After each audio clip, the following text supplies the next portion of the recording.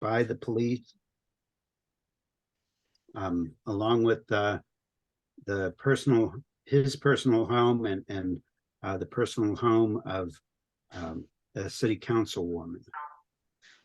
And also we'll have Claire Regan, who's the outgoing president of SPJ and who was instrumental in putting out SPJ's strong advocacy on behalf of the Marion County Record. Seth Stern is the advocacy director of the Freedom of the Press Foundation, and Seth will talk about what kind of issues journalists are facing in the light of official misconduct. And Eric, I'd like you to start off, and just for those who aren't familiar with the situation, can you just walk us through what happened there, what's the background, and where we are now? Well, what happened approximately was on August 11th, simultaneously, the entire police force of Marion County, Kansas, basically descended in raids at the newsroom here, at the home that I was living in with my 98-year-old mother, and at the home of the vice mayor of Marion, in search of what they said were evidence that we had stolen the identity of a local restaurant owner, because we had a document that had been sent to us by a source, and it had also been sent to the vice mayor, that showed that she had been driving illegally for 12 years because she'd had a drunken driving conviction that she'd tried to get a diversion on, and she never fulfilled the diversion terms. They searched our offices. They took most of our computers. They took our file server. They took various other things.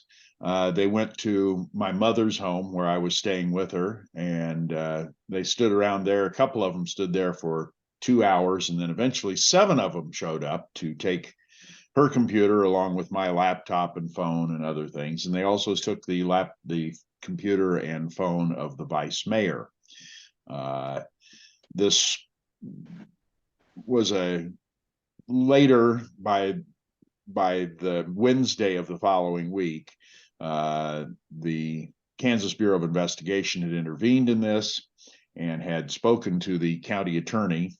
And well, I guess I should say that our first step after being seized, they threw our people out, made them stand out. And for you in Houston, it doesn't sound bad. It was 100-degree heat, but I mean, it was a lot in Kansas. So they were standing out there for hours in that heat.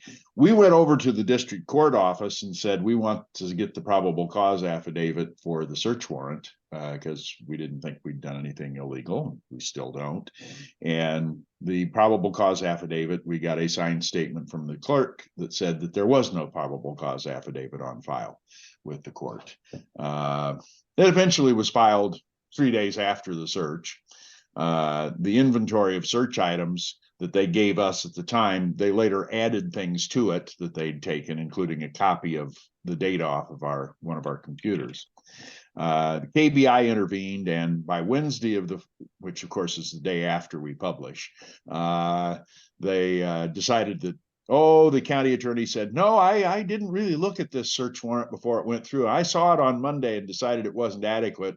And then on Wednesday, why he waited 2 days, I don't know, he decided to request that the search warrant be voided, and they returned all the items to us. We had quite a long discussion over the copy of the material that they had seized from our computers. It took another week before that material was sent back to us. They claimed that they couldn't give it to us for copyright reasons because it had a copyright program from the FBI that turns out was something that you use to find pornography on hard drives, and their search of our hard drives was so ludicrous it was ridiculous. They apparently have never heard of Boolean searches. One of the search terms they used was Kansas. They got quite a few hits on that one. And we eventually discovered they eventually gave us the material off their drive and then destroyed the drive. And so we had a nice little picture of the sheriff and undersheriff taking a hammer and beating the little hard drive into pieces. And they gave us an envelope full of the pieces of the hard drive. But they gave us a copy of the data that had been obtained. And among the things that were in there was they'd searched for DUI, no periods, no word, nothing, just the letters DUI in order.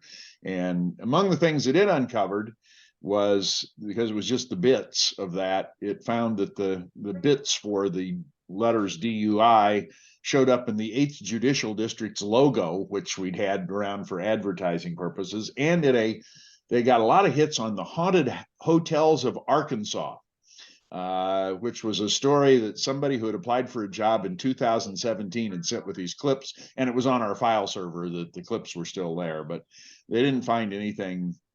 They found every one of our papers, PDFs of like 20 years worth of papers, and I don't think they found anything of relevance, except they did get a page that had all the usernames and passwords of one of our reporters for all of her personal accounts as well as business accounts and other things. During the search, one of the officers was going through the desk of one of our reporters, who, by the way, hadn't even been here the day that document came in. She was on vacation, and her father had died, and she was taking funeral leave and other things. She wasn't involved in it at all, but they searched her desk nevertheless. And in that desk, they found, and one of the police officers pointed it out. We've got it on body cam footage that he points it out. He says, "You should see this." And it's a folder that she had been maintaining on the police chief when he was applying for the job. He'd only been on the job 2 months. We'd had a huge number of sources contact her and us. In fact, I've just got a new one came in yesterday, a different one than we'd had from before, about his alleged misdeeds, I guess would be the best way to put it, at the Kansas City Police Department before he came here. He left the Kansas City Police Department a job at $115,000 a year as a police captain to come to Marion, Kansas, where he had 2 officers to supervise for $60,000, which is not your typical career move, particularly not when you're 1 year away from retirement in Kansas City, and he didn't retire, he quit. We found out, among other things, he was under threat of demotion, and that was what all the information we had. He denied that at the time, but he knew we had all these documents. He's later said in court things, "Well, I was never aware that I was being investigated." Well, he threatened to sue us. He threatened to do all sorts of things if we disclosed this. But one of the police officers found the folder that had all of her source information in it and called his attention to it and said, "You should come look at this." And he says, "No, you have the right to look at it." No, he says, "You should come look at this." And we've got the video of him looking at that folder. We don't know whether that's why he came in and did this, to find out what we knew. I think he already knew what we knew. He later admitted that he was about to be demoted. He later admitted most of the allegations that were involved in that. But it is odd that we were put out as the perpetrators. I will say right now, one of the oddest things is no law enforcement officer has ever interviewed me about this case. I've never been questioned. I'm listed as a prime suspect, and they've never asked me a question. Not the KBI, not the police, not in advance, not after, not since. I have never had a law enforcement officer ask me a single question about this. They didn't ask. They knew the vice mayor had told them who gave her the document. They didn't search that person's house. The document that they claim we obtained, we had a printout of it. It was sitting right here, right where my camera is right now on this desk. My computer is right over here. They seized my computer. They didn't take the document. They weren't looking for the document. They were looking to intimidate us, and that's why they chose to also go after the vice mayor, because the vice mayor is a political opponent of the mayor. Whether the police chief was directed to do this by the mayor, or was just doing it to try to curry favor with the mayor, or just was totally incompetent. I don't know. It's some combination of those different things. When they went to my mother's house, as I said, it took 7 of them. There normally are 2 cops on in Marion, 2 sheriff's deputies on, so there's normally 4 people on duty in this town. They had 7. They called in extra people. They called in the state fire marshal's office, which can provide assistance to police. One of the fire marshals was standing up there along with a deputy sheriff for 2 hours waiting for the rest of the group to come in. The 5 additional officers came in. One of them refused to enter the house. He actually is my mother's next door neighbor. He quit the force a week later. He was a sheriff's deputy. But the 7 of them did enter the house and searched for things. And if you've seen video, and I can give you a URL to look at it if you want to, it's at mnks.us/JOAN. Her name is pronounced Joanne, even though it sounds like Joan, but mnks.us/Joan. We had I had security video in the house, so we captured the raid on video. The last video of that, of her telling them to get out, and violently opposing them, saying how much trouble they were going to be in. They took my cell phone. They refused to let our staff come in. I can't dare say her name. The AI device from Amazon. If I say her name, she's going to answer me right now. But I had one of those up at the house. I was up at the house with her when it came in. When the people came in, tried to call down here, they wouldn't answer the phone because they were out in the parking lot. They entered through the back door, by the way. They didn't come in through the front door at the newspaper. It was like we were the Medellin drug cartel or something, or they'd called out the SWAT team for a jaywalker who was actually walking in the crosswalk. But I called down here and tried to get them to answer the phone, and I was able to drop in on video using this, and I saw them searching around in the office and told them they were under surveillance. And then I left it on to hear what they were doing. And at several times I said, you're going to make national and international headlines by the end of the night. And they were laughing at that. They thought that who would care? It's some stupid little newspaper in Kansas. They were wrong. We had an outpouring of things, but my mother was extraordinarily upset by all this. She's still worked at the newspaper. She worked every week. She was doing the memories column for us. And at 98, she'd been working here for, probably 50 years or more. And we had owned the paper jointly for the past 25 years. And I've only been here for running the place for the past 2 or 3 years since I retired from the University of Illinois, but I was staying with her and helping her out.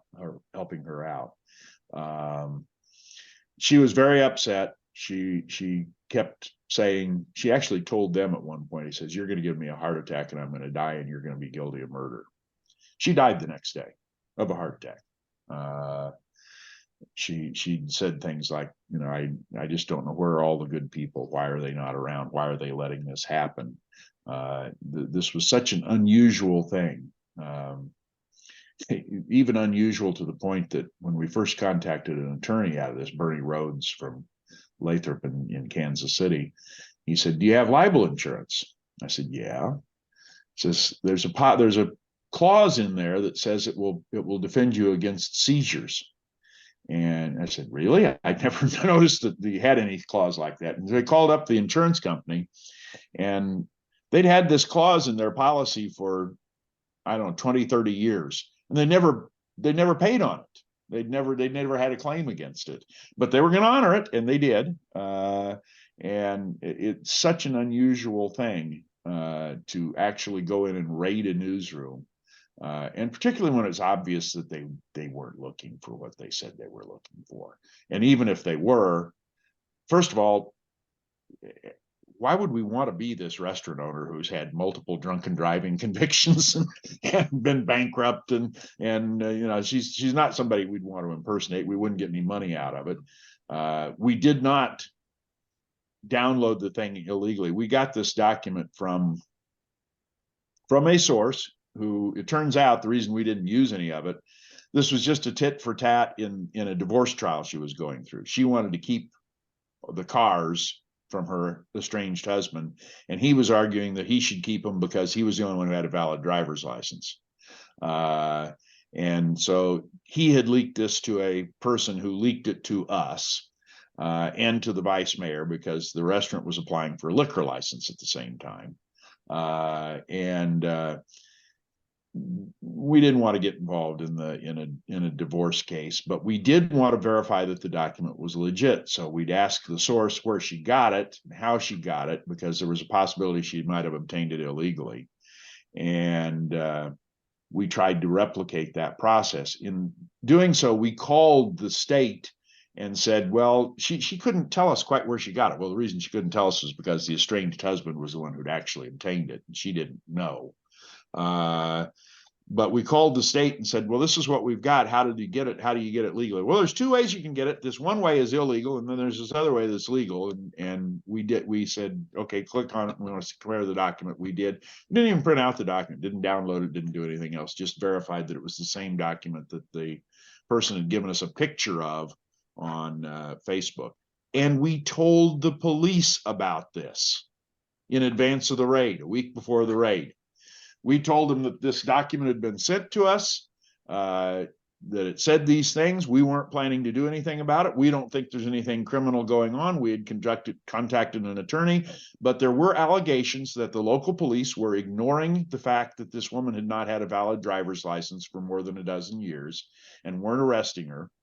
And there was also an allegation at one point the source had connections in the law enforcement community, and that she kept saying she got this through her connections. And so it's possible she got it some way other than what we found she did. So just to alert you, we told the police and the police chief and the sheriff's department that. So they knew everything we knew. And I also offered in that letter, if you have any other questions, I don't think there's any follow-up needed, but if you want to have something, you want me to talk about something, ask me. They never did. So we had also contacted an attorney, the media help attorney that the Kansas Press Association hires, to say, is this a legal document? Are we in any trouble? Because we were actually kind of afraid that we were getting set up to possess an illegal document. And so we did everything. We didn't want to be Dan Rathered. We didn't want to have a fake document in the front of us. So we wanted to verify the document. And then we decided it because we got a tip information from a guy who mows the lawn for the estranged husband, that he had been bragging about what he'd been doing with these cars and how he was going to keep these cars. And that's how we knew it was an issue in their divorce case.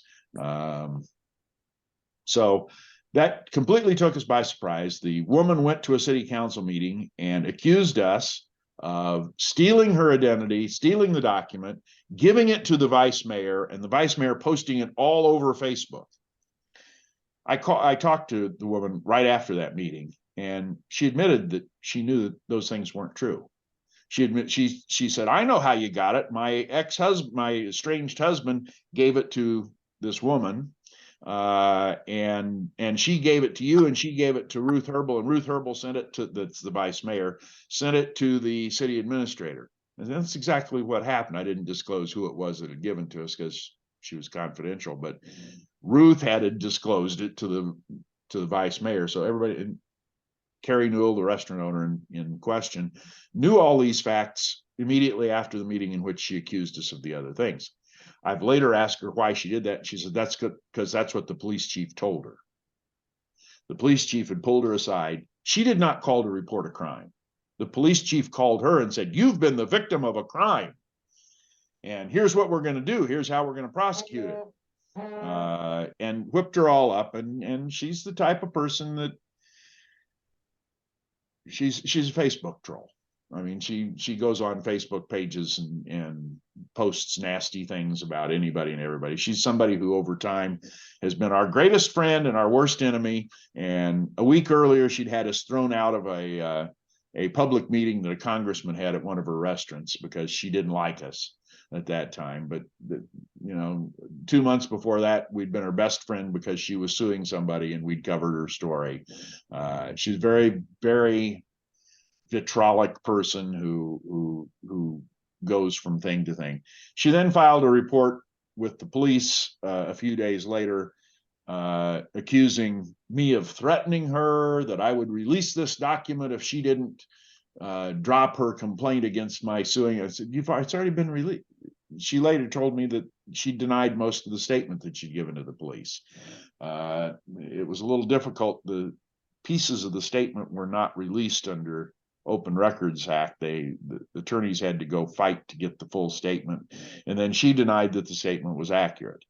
So it's kind of a mess. And really, what I think has happened is was a confluence of interests. The mayor wanted to get the vice mayor and us because he doesn't like either of us, but didn't care about the woman who actually got the document or the ex-husband or the soon-to-be ex-husband.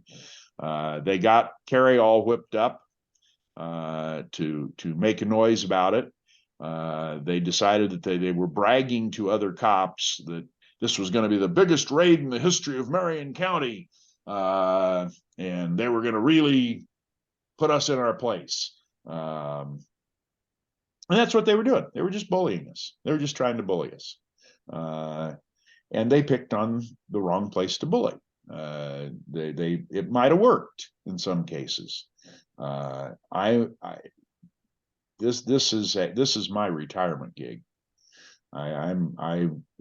My livelihood is from being a retired college professor, and having invested and having worked at the Milwaukee Journal, which was an employee-owned company when I was there, and having stock and having run an internet site, having run American Journalism Review's website and a few other things like that. So I don't even take salary here. So they don't have much of a financial hold over me.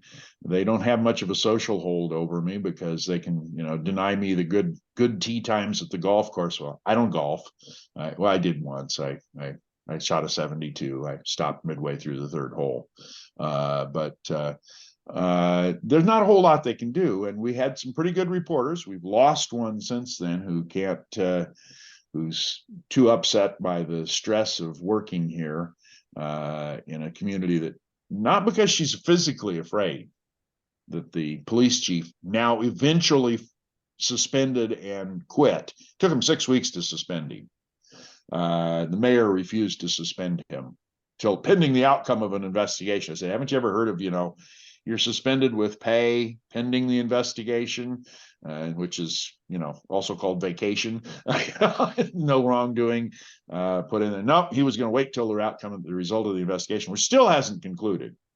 What came out was that Carrie Newell, the restaurant owner, disclosed that he had been calling her and saying they'd been exchanging text messages, and he called her and told her, destroy all those text messages so nobody can get their hands on them, and that he had been taking all of his investigative material and putting it on private email accounts and hiding it in his house so that they couldn't come and stop him.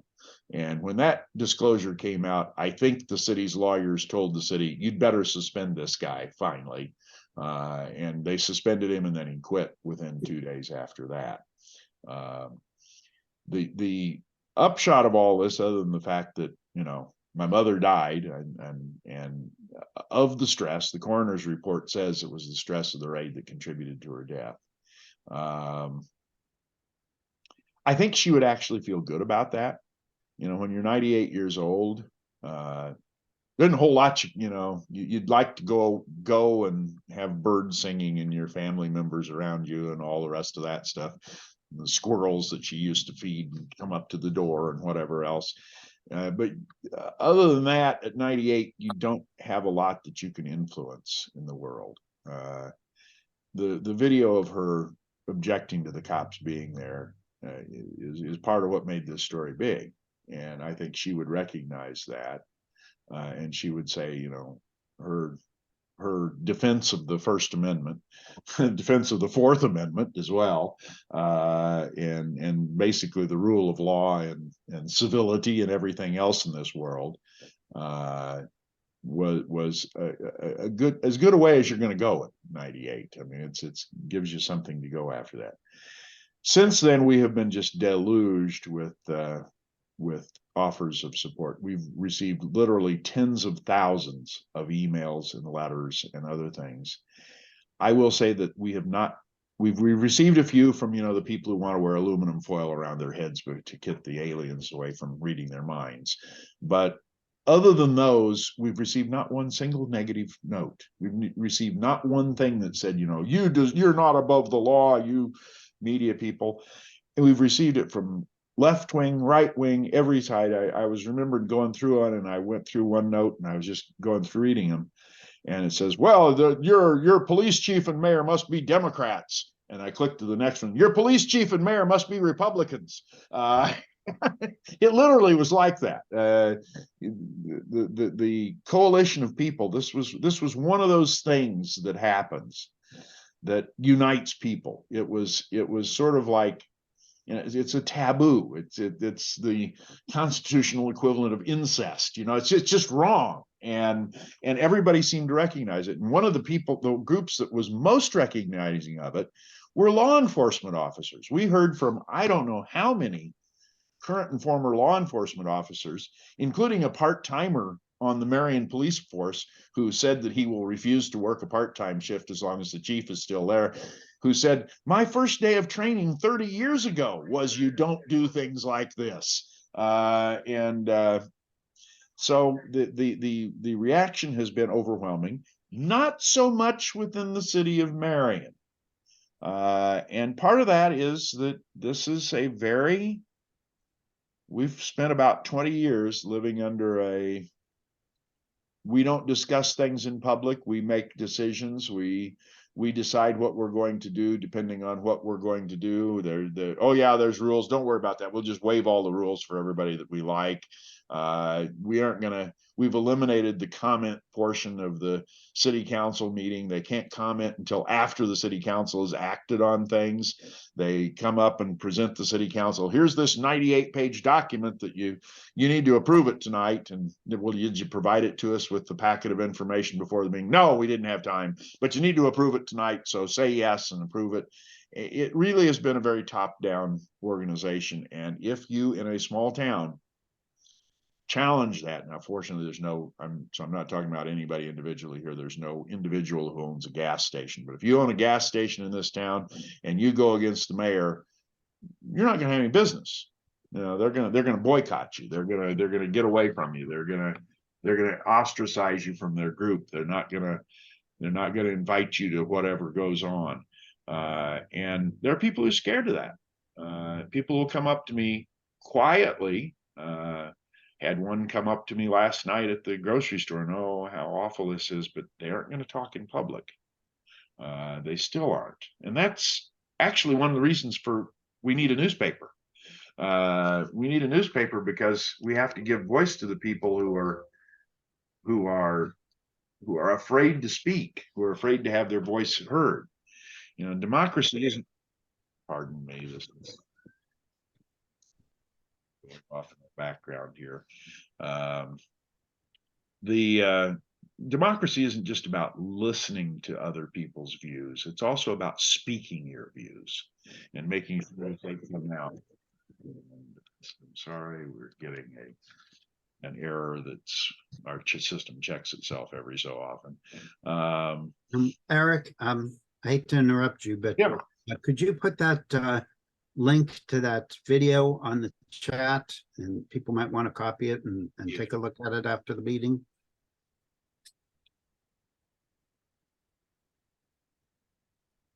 And there it is. And I'm gonna double check that that's right, because I'm doing this off my memory. Yeah. And it's probably the last one that people have seen on that list, but there's several of them before that. So several things she said that I was kind of proud of her saying.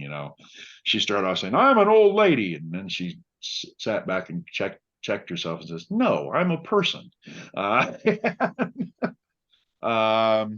And there's more body cam footage that shows some other stuff that she said. This was only motion activated. This was the video that I had when I was living in Illinois that was supposed to check in case she'd fallen or something like that. I'd be able to check in on her.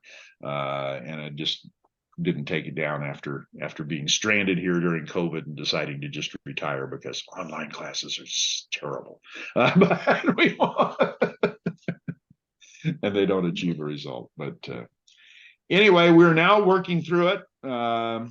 One of our reporters, the one who's quit, has filed a suit against the chief and some others. The other reporter's lawsuit is probably coming out this week. After that, there will be suits by the vice mayor, and then there will be suits by the newspaper and by me personally as well. Some of those things have to get delayed so that you take care of other steps along the line, but there will be at least that number of lawsuits coming out in regard to this case. The material the city is finally conferring with its attorney for the first time in an executive session Monday. They also have an executive session where they're evaluating the interim police chief, who is the one who saw the file with the chief's name on it and gave it to him. We don't know whether this is to say that, gee, Rick, you really shouldn't have appointed him assistant chief, or something else. We don't know. And again, it's going to be a secret meeting, so we may never know. Kansas has had at one time a really nice, in fact, the pins used to be hanging on that wall back there because my father was instrumental in writing the open meetings and open records law in the state of Kansas in the 1970s, and they haven't been updated since then. So Kansas is way behind the times. They don't have a provision that you have to keep a record of what goes on in a secret meeting, and if it's challenged, then it can be revealed the way Illinois does, for example. Very useful law, which essentially has eliminated secret meetings in Illinois. But they happen with great regularity here, and we never know whether they're true or not. That's actually one of the things that motivated all this, that got the mayor against the vice mayor, is secrecy in meetings and secrecy in legislation that was put together. This story goes back months, if not years, into the past. Hey, Eric, I don't want to interrupt you, but no, please do. I want to give the other speakers a chance to weigh in on this. And Claire, as president of SPJ at the time, why did you think it was important that SPJ weigh in on this issue?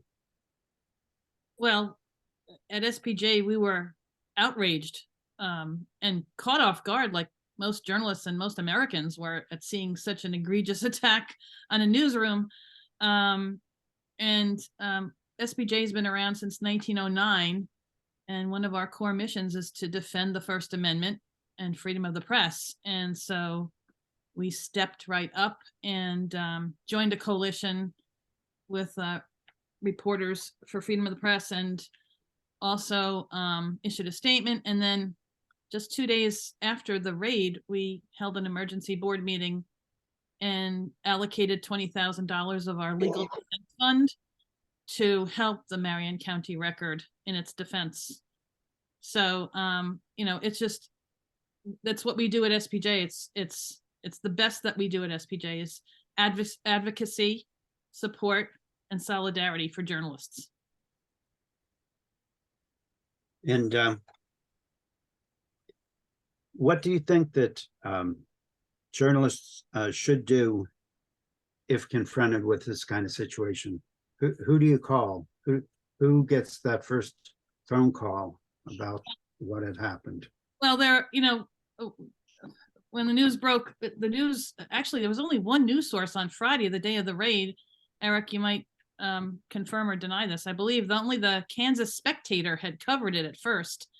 But then it did spread across different organizations. So, but yeah, I mean, the first thing that journalists should do if they feel like their freedom of the press is being attacked or is to reach out there. We have so many organizations that can help journalists, and SPJ is just one of them. And reach out And it's solidarity is what we do best as journalists. We need to stay together, stick together, and act together. And we have a lot of, we can amplify our voices together as a group. And that's what happened with the Marion County Record. Several journalism organizations came together and spoke up on behalf of the Marion County Record, and we got results. Okay, well, that's great. And Seth, I want you to weigh in on this question as to whether this is, Eric said this was something that was pretty much unprecedented, this kind of raid on a newsroom, but you had talked about there were other incidents happening on a fairly regular basis of journalists being harassed by authorities. Can you go into that a little bit? Sure. Well, yeah, as Eric said, a full-scale raid of a newsroom where an entire police force comes out, ransacks the newsroom, the publisher's home. Yeah, that we don't see a whole lot of. But what we do see are smaller scale situations. A journalist arrested at a protest, for example, having their phone seized and searched without regard for the Privacy Protection Act of 1980. That's the same law that protected the Marion County Record, or should have protected the Marion County Record, and prohibits searches and seizures of news gathering equipment, except when the journalist is suspected of committing a crime. But the crime can't be news gathering. That was what happened in Marion, and the drafters of the PPA were wise enough to anticipate that loophole and say, no, it needs to be a crime that is outside of journalism. This is not a way to circumvent the law and criminalize journalism itself. So, we see that happen pretty often. And unfortunately, the PPA is close to 50 years old. Police officers, a lot of the time, do not know about it. Even judges, a lot of the time, do not know about it. In Kansas, the judge who issued the warrant had been on the bench for less than a year, was a magistrate judge. In other jurisdictions, that's often called justices of the peace, but these are judges who don't even have to have gone to law school in order to sit on the bench. In all likelihood, they have not heard of the PPA. It is up to law enforcement to explain in a warrant application that, no, this isn't just any other warrant. This involves a journalist. This involves a newsroom. There are laws that apply. There are findings you need to make in order to issue a warrant like that. And that just doesn't happen. And the problem is that when someone goes in to get a warrant application, when a police officer, goes in, a newspaper doesn't get the chance to respond and assert its own rights. So the law only works if the judge is independently aware of the law. That's why it's so preferable. And the point of the PPA is that rather than having something like a search warrant, you have a subpoena process where whoever is being subpoenaed gets notice, gets an opportunity to be heard, to make their case, to explain why the subpoena should be quashed, why they have confidentiality interests in their files, why even to the extent that maybe some search may be authorized, the search being requested is overbroad. None of that happens with the search warrant process. So that's a big problem for us, that the judges and the police officers just don't know the governing law. And there have been other raids, not of newsrooms, but we issued a guide on the PPA and other similar laws soon after the raid in Marion. I'll put it in the chat. But we collaborated with the Florida First Amendment Foundation on this guide. And the reason we collaborated with them was because a journalist in Florida, Tim Burke, had his home newsroom raided in May by the FBI. The allegation, what he had done was he had obtained outtakes of the interview with Tucker Carlson and Kanye West from, at least according to him, a publicly available website, an obscure website that you needed to know where to look to find, but a publicly available website at the end of the day. And, he was raided for sort of similar to Marion for computer crimes. In this instance, on the federal level, the Computer Fraud and Abuse Act. I think people waited a while to see whether there was more to the story, to see if federal law enforcement would issue some sort of comment to explain, what exactly was going on, or perhaps unseal the warrant affidavit. But none of that happened. So is it possible there's more to the story? Sure, there's more to the story. But what happens now is that, journalism is chilled because people who gather news online don't know where the authorities sort of draw the line between computer savviness and computer crime. And that becomes a major problem. And we're really concerned about weaponization of old, ambiguously drafted laws, whether at the state or federal level, to criminalize journalism. That's what happened in Kansas. It's what happens with the Espionage Act, which essentially prohibits mere possession of classified information. And we just sort of trust the government not to go after journalists for that. And it's what happens all the time with journalists covering protests or interviewing people confidentially, doing their jobs. So a big cause for us is really improving the quality of the judiciary and law enforcement's understanding of First Amendment law and related statutory protections. And Seth, if I could add, the magistrate judge here actually is an attorney. She was a county attorney before she was named a magistrate judge. And the act that you're talking about that came after the Stanford Daily raid was fully mentioned in the search warrant application, but they said, but it doesn't apply when you're accused of breaking the law. They didn't put the proviso in that, not in the news gathering process. So they were close to having the full information. They just really didn't have it all. And I just want to let everybody know that if they have a comment or a question, put it in the chat and we'll address it to the speakers. And Erica, I wanted to ask you, it seems like this was just small town politics at its worst.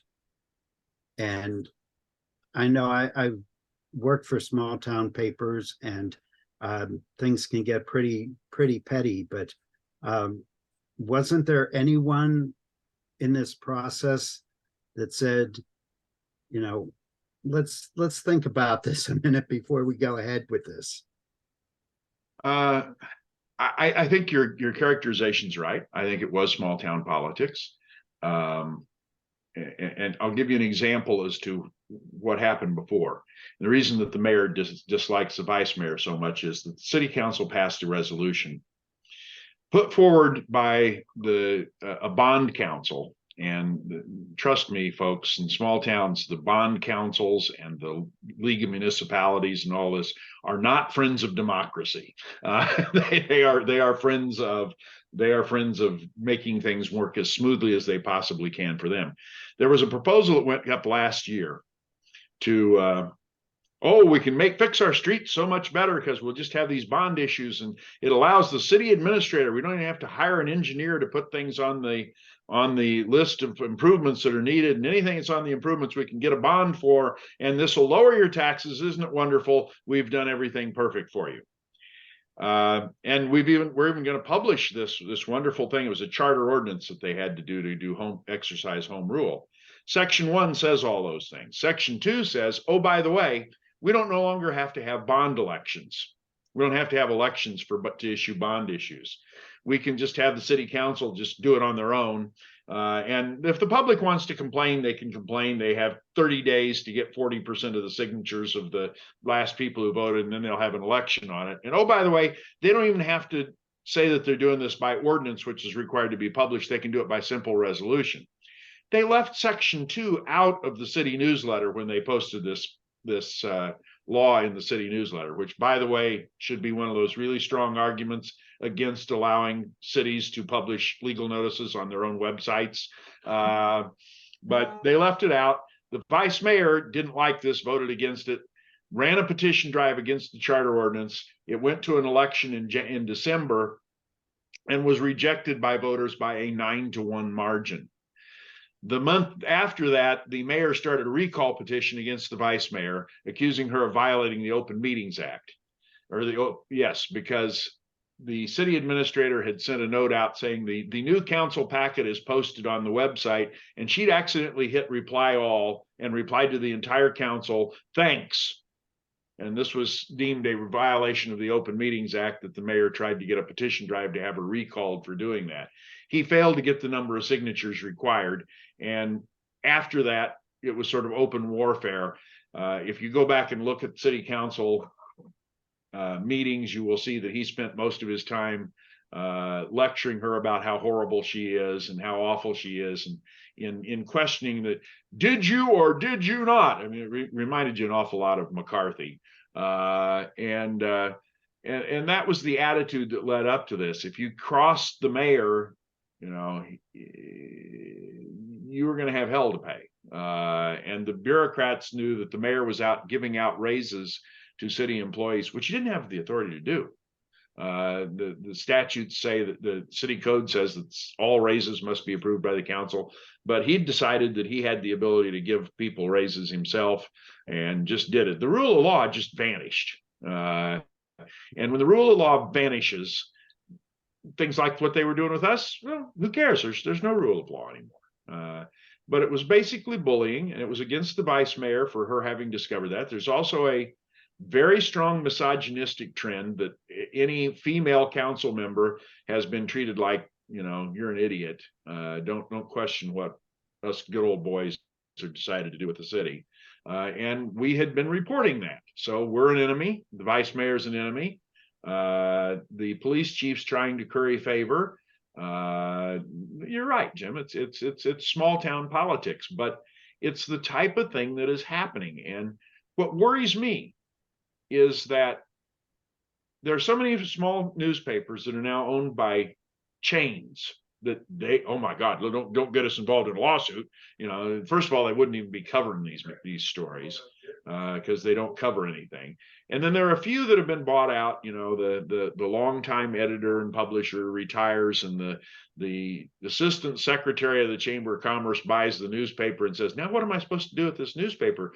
Is it okay for me to change the minutes of the city council meeting when I put them in the paper as a news story? I literally had that asked me at a Kansas Press Association convention a couple of months before this happened. They're so subject to intimidation. It's not even funny. This has to be something that we close the door on, and close the door on solidly. Otherwise, it's setting a trend that at the lowest levels of government, which we pay for. I mean, these are quite expensive levels of government. They control the quality of our life. They control a lot of things about the livelihood of people, and people are ignoring them because there isn't news coverage of them. Because when there is news coverage of them, it's controlled by small elites that are typical of all small communities. It's typical of bigger towns too, but it's a little more. You're a little more able to address it in a bigger community because you don't have to go to lunch with the same people that you're reporting on. You know, you don't have to show up at a restaurant and there sits the mayor next to you. I went in for cataract surgery, and the mayor was actually in the same surgery the same day as me, and right before this happened. It's a little different, but we really need to get away from the notion that the public doesn't get involved anymore. Part of this is national. Part of this is that there's no point in getting involved. The only issues that anybody's going to talk about are stupid hot button issues that don't matter to anybody. And they're going to draw a line, and they're not going to get along. They're gonna say, you know, I'm not going to cooperate with. I'm not going to govern. I'm not going to do anything to do that. I'm just going to make a partisan stand that my party is going to do what we're doing, and my slogans are, you know, I don't want to say anything that gets too political here, but build that wall, or get rid of all the trans athletes, or living wages, and whatever else they happen to be on both sides of the equation. And there's no movement. And this, from the old college professor side of things, is the way to discourage people from being involved in issues, to make sure that there's no action that happens, that there's nothing they can do. All they can do is side with various different hot button issues. So they just disengage. People have disengaged. There's no leadership in there. When there's a leadership vacuum, the people who step into it usually are not the people you want to be stepping into a leadership vacuum. Jim, can I add a quick observation? Sure. For SPJ, I think one of the most egregious outcomes of the raid was the items that were confiscated, hard drives, computers, laptops, made it impossible, virtually impossible for the paper to publish. So it stopped the free flow of information. And, which is dangerous in a democracy. It leads to misinformation and all kinds of bad things. And, we give credit to the Marion County Record, because they were able to publish nonetheless. And to quote Eric, come hell or high water, the paper's coming out. So kudos to the Marion County Record for making that happen. But we didn't even have our nameplate. I mean, we had nothing. we had nothing, because we had a backup on DVDs, but they stole all the computers that had DVD drives. They stole our file server. They stole everything. Was that part of the plan to stop you from publishing? It was. Yeah, I mean, I don't know whether it was part of the plan or they knew it. One of the body cam videos talks about, well, if they just cooperated and gave us everything we want, we wouldn't have to take all of it, and we wouldn't have to put them out of business. They knew what they were doing, and they so overstepped the bounds of the search warrant. The search warrant gave them the right to look at the equipment, and if there was evidence that it was involved in the crime, then they could seize it. And they said that they seized all the equipment because we wouldn't give them the passwords. Well, first of all, they were all logged in when they got there. They took my cell phone, and I have facial recognition on it. And when I handed it to them, it was unlocked. They set it on airplane mode, so it was unlocked. They knew they could set it. They wrote down they set it on airplane mode, but they took it anyway. They didn't say, I'm going to examine it. They took it, and they didn't want to give it back. They just were abusing their powers to the extent that they could. And it's not just us, you see this in other areas too. You see the bullying of people that are thought of as being problematic to them, whether it's ethnic groups or immigrants, or who it happens to be that they don't like at the time. They just trample all over every right and assume that the public won't come around and deal with it.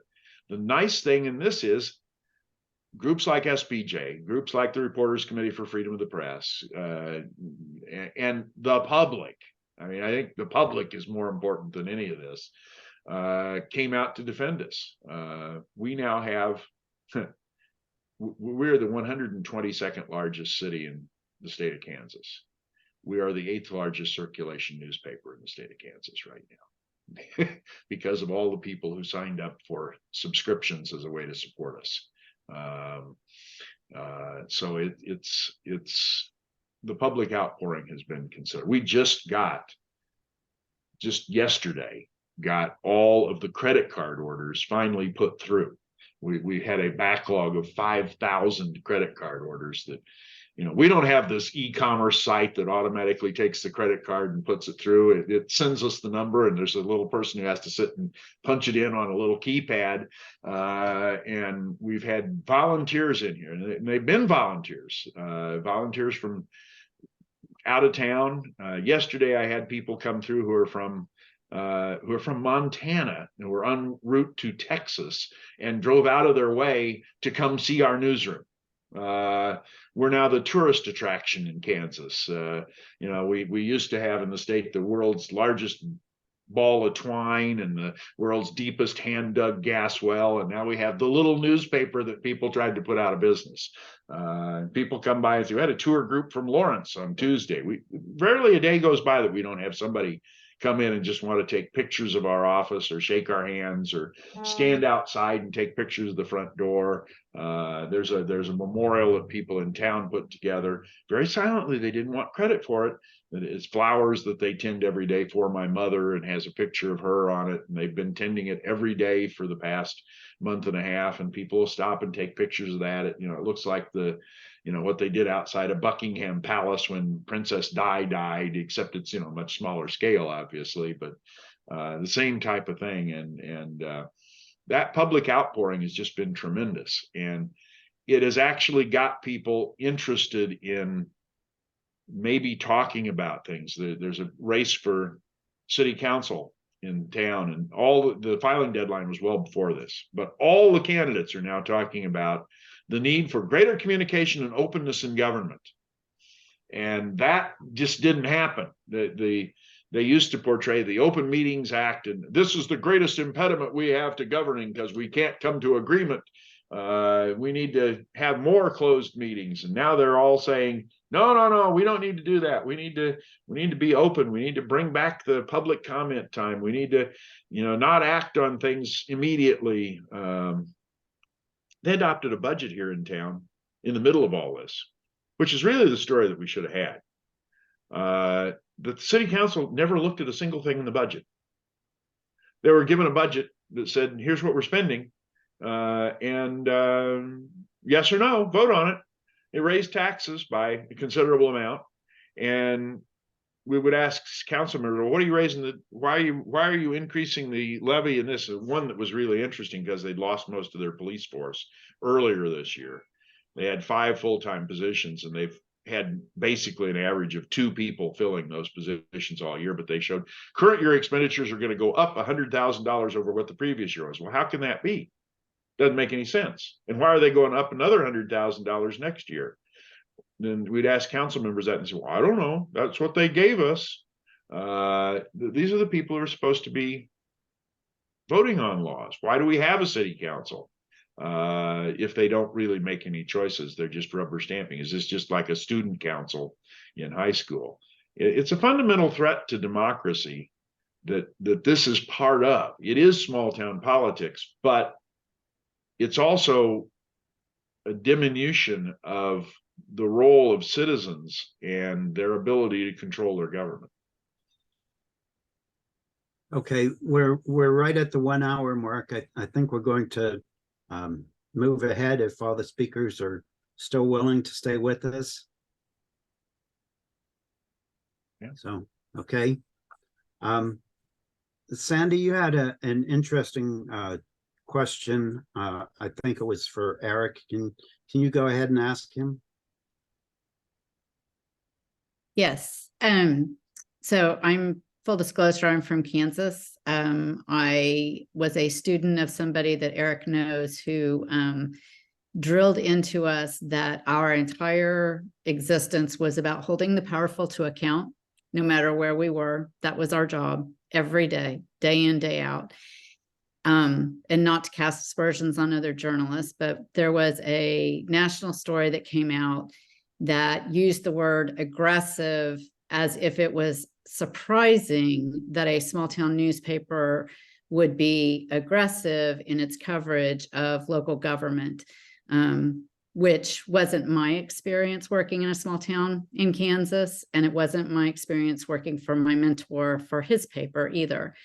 And I just wondered if Eric could just touch on the importance of local news and how it's changed and why being aggressive is vital. I mean, he has to some extent, but why it is vital for democracy and for community members to have newspapers who do their jobs holding the powerful to account. Yeah, it is. And part of your question talking about being a freelancer is it's really difficult being a freelancer. You don't have the support structure for that. And I suspect Les, who you're talking about, would probably love the old Michael Gartner quote of "Show me a beloved newspaper man, and I'll show you a shitty newspaper." Yes. But the idea of afflict the comfortable and comfort the afflicted, which actually was originally issued as an insult to a Chicago newspaper publisher, is the duty that we're out there. But it's generationally different. And I can say this as having been teaching You know, we're in the Barney the dinosaur generation now, and Mr. Rogers generation, and I love you, you love me. Everybody lives along, and everybody's happy, and we don't disagree. And we, you know, the notion of effective government is government in which nobody makes waves. Everything just goes smoothly. So calling us aggressive, in the minds of some people, is an insult. You know, in my mind, it's a compliment. I think it's a compliment to call us aggressive. And I don't know, but that is one of the reasons that you get in trouble with your community is, and the vice mayor is another example. Well, she's just negative. She raises questions at city council meetings. Why would she raise questions at city council meetings? Well, because that's what you're supposed to do at a city council meeting, is raise questions. But there are a lot of people who dislike her because she raises questions. And they have disliked previous mayors and other things because they raise questions. I don't know why society seems to think that. I used to tell students, you know, the best thing you can do in the world is not fit in, but stand out. And as a journalist, you really kind of have to think about that. But the citizenry wants to fit in. They don't want to challenge anything. If they challenge something, and frankly, I'll give you the name for it. It's cowardice. It's not cooperation and understanding diversity. And, you know, understanding diversity means that everybody's voice should be heard and everybody should speak their voice, not that we should just ignore it, and not that we should not ignore that there's different interests. We have to accept that there are different interests, and we have to understand that this is diversity beyond any constitutionally protected groups. It's diversity of interests. It's diversity of the less educated with the more educated, of the affluent with the less affluent, of the people. In Marion is a community that has a hill and a valley, and the valley used to flood like 60 years ago. So the valley is, you know, the wrong side of the tracks, but it hasn't been for 60 years. So, but there's a natural divide in the community. Well, they're just a valley person, you know, they don't count for whatever. It is important to bring people together, and the only way you bring them together is if they honestly express their differences. And the only way you get the differences out is to be aggressive.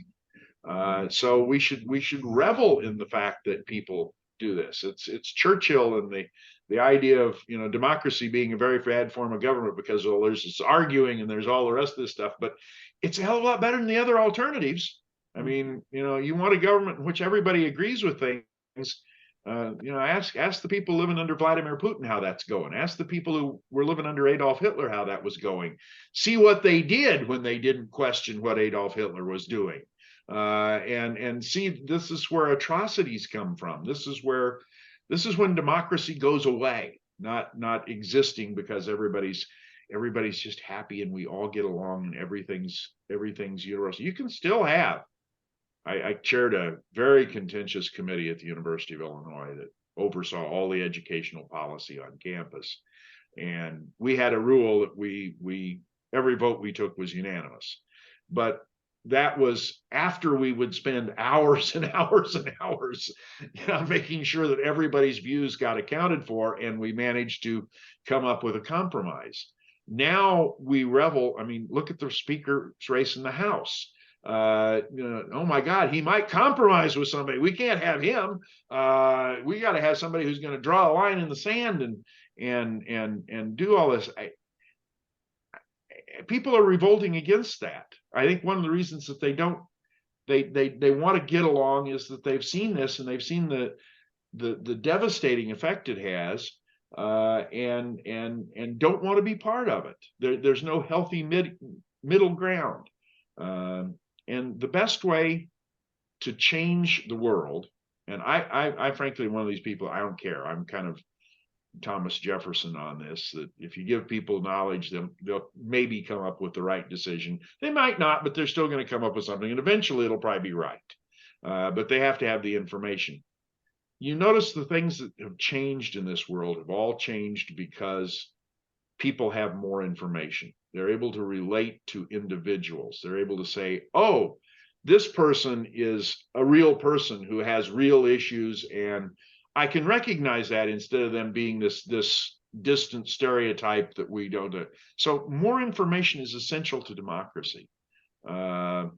And we've accomplished things. Now, I don't want to list what some of them are because it'll sound political, because most of them are probably on a left side of the spectrum side.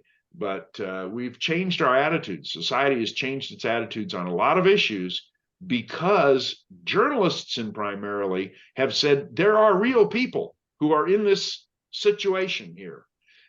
We haven't done it yet on some of the issues with immigration. We have not done it yet on some of the issues with race. We have done it on some of the issues of gender identity. Not all of them, some of them. You will see there's progress that's made, but every time you write a story as a journalist, that you put a human face on it, so people can walk in the shoes of these other people, the better off you're going to be. But that means you're going to have to recognize there is conflict, and you're going to have to find people who are willing to say, this isn't fair, what's happening to me or my group. And when that starts happening, then you have progress.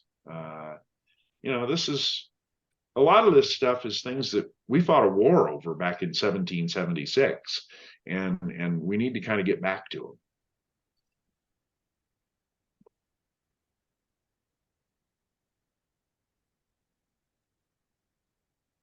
Is Jim still here? Uh-oh, where'd he go? We're moderatorless. Are you, while we're waiting for Jim, are you able to display that full page ad? Is that something we could just do while we're waiting for Jim? Absolutely. Hopefully Jim is on his way back in. Yeah. But I just wanted to explain, I'm proud of this other effort that on behalf of SPJ, we supported the record by taking out a full page ad. And you can read the copy there that really speaks to our mission at SPJ and in support of freedom of the press and the First Amendment. And it was co-funded by Reporters Without Borders and an anonymous donor. So a full page ad in the Marion County Record. And under the logo there, you can see some of those flowers I was talking about before. That's really nice. Thank you for showing that. Well, if this ever happens to anybody, here's my one tip of advice is don't have some number, find somebody, whether there's usually some local press association or newspaper group or whatever that has an attorney that is the sort of hotline. Have that number, memorize it. Don't put it in your cell phone, because they're going to seize your cell phone. Don't put it, it's a note on the wall in my office. Don't put it there because they'll throw you out of your office. I had to go to a guy who lives next door to the newspaper, or a couple of doors down from the newspaper, and say, can I borrow your iPad to find the number of this guy who I need to talk to? And then, can I borrow your phone? And it turned out to be an old flip phone to call him.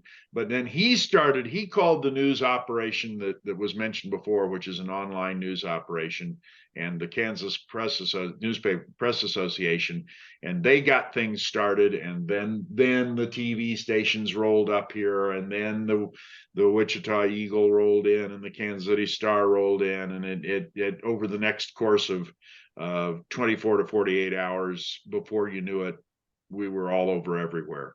I have over in the background there a set of 2 boxes that have little notes in them. There are notes about the size of a business card of reporters who called and wanted to interview us. I mean, and it's full of these things. We tried to get back to as many of them that we could, but one of the things they stole was our email system. I mean, we had a backup that all of the mail for the entire place came into this kludgy old website that you couldn't figure anything out off of, and so it was hard for us to just communicate.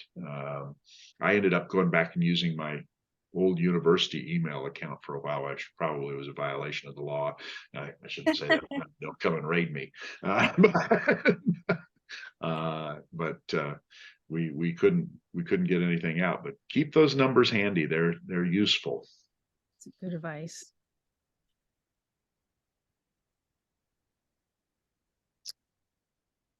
I could just add, as we're waiting for Jim to return, there's a question in the chat on what people can do if they're facing situations like these. Now, when you're actually facing the situation, your devices are being seized. As Eric said, first of all, contact a lawyer. The RCFP's got a legal hotline that you can call anytime, and of course the SBJ's got the defense fund. Or even better, if you know someone in your community that you can contact directly, that is, as Eric said, the best option. Make sure that your digital security is in order, that your devices are encrypted, that you're using, Signal, that your computers, phones, everything are as secure as they possibly can be, at least to the extent it makes sense for the way that you operate. We recognize there are different digital security goals if you're, the New York Times versus a small community paper. Feel free to contact our digital security training team if you need some information or tips on that, or review some of the guides we've published. I'll put that in the chat. But for journalists, I think the best thing that anyone can do to prevent further instances like these is to write about them and publicize them when they happen. There's this historical reluctance on the part of the press to report about press freedom because it kind of feels like we're making ourselves the story. And it sort of feels like an admission of weakness that law enforcement, judges, whoever, are capable of holding us back through these kinds of abuses. But, these things need to be publicized. And I think the one good thing, if you can say there's a good thing that comes out of what happened in Marion, is that what started out as an effort to chill journalism is hopefully going to end with a chilling effect on police officers like Gideon Cody and judges like the judge who authorized this warrant. As much as I'm sure Eric never expected to be raided, I seriously doubt, and Eric confirmed based on the conversations he had with the cops that day, that they never expected the level of backlash that they saw. And that's probably because in a lot of cases, press freedom violations are not reported on. So it's really crucial that these kinds of stories get some publicity when they happen. I'll put one last article we've recently written in the chat.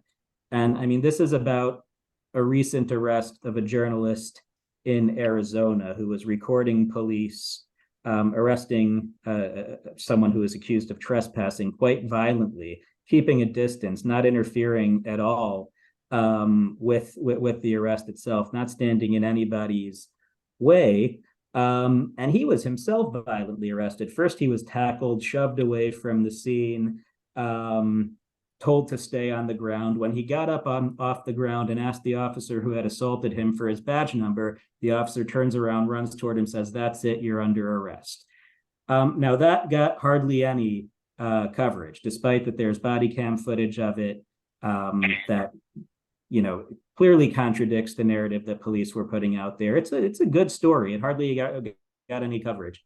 And what really bothered us at Freedom of the Press Foundation about that is when reporters from mainstream news outlets, whether it be a Wall Street Journal reporter who was arrested in Phoenix last year, or a News Nation reporter who was arrested in Ohio earlier this year, those stories became national news. Not quite to the extent that what happened in Marion did, but they became national news.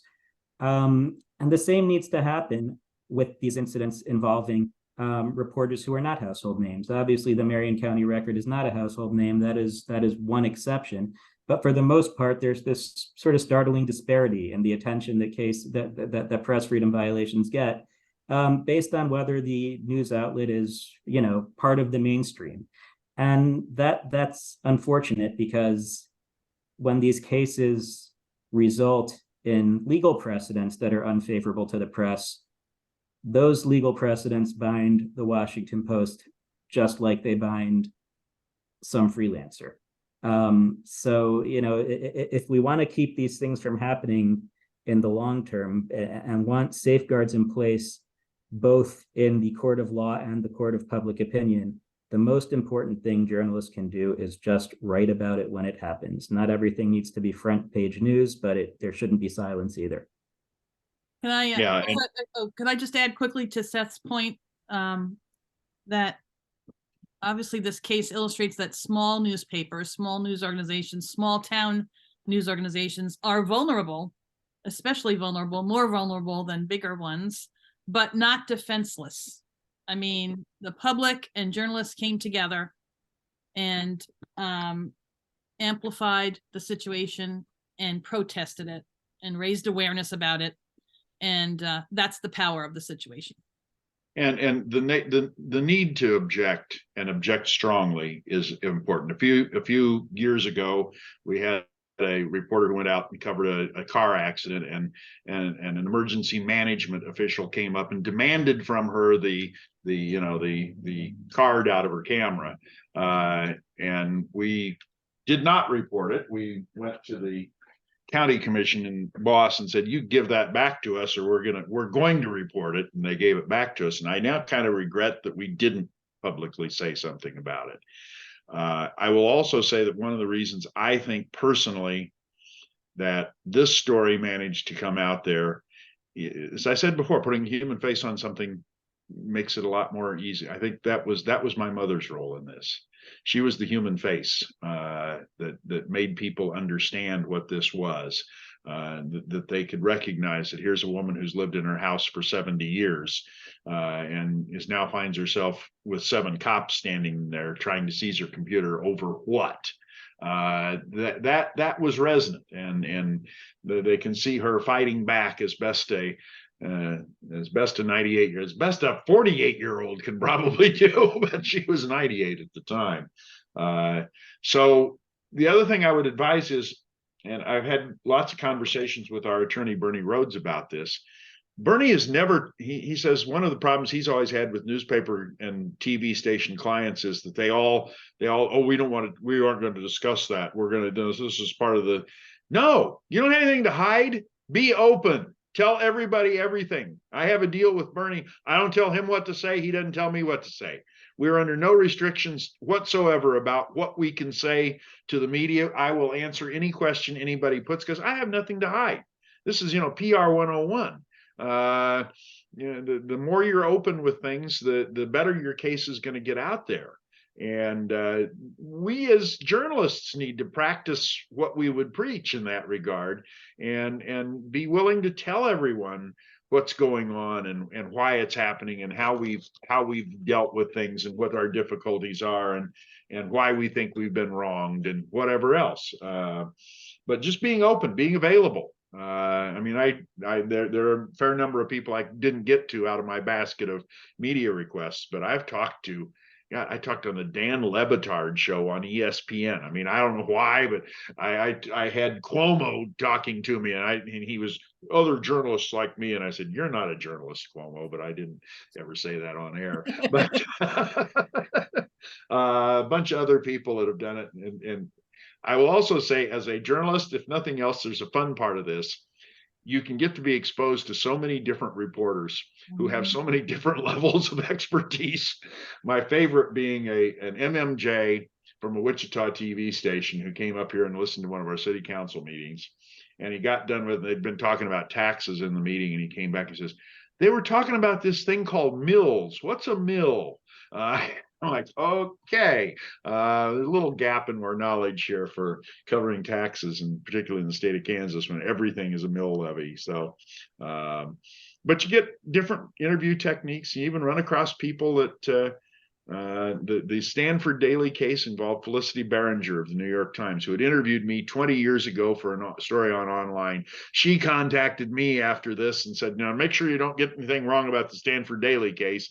And I said, "Yeah, I remember you talking to me 20 years ago," and hearing from all sorts of people all over everywhere, just like Sandy talking about Les Anderson. We got connections that go around this business, so it's cool.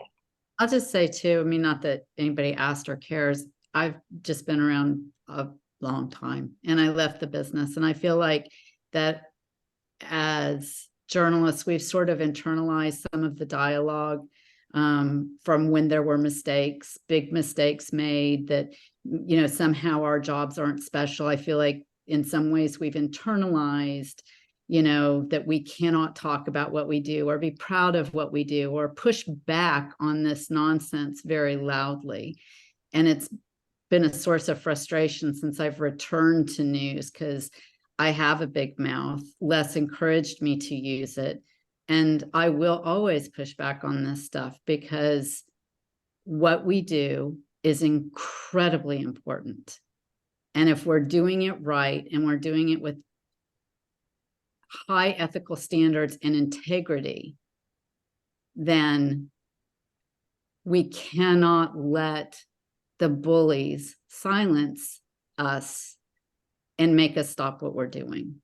By claiming we're negative and claiming fake Yes. news and all the rest of this. I remember journalists are the only people who care about this, but when they were releasing our equipment to us, the deal that was brokered by the Kansas Bureau of Investigation was the county attorney was supposed to give us the news 30 minutes before he released it, before the KBI released it, and he didn't do it. They let the KBI released it.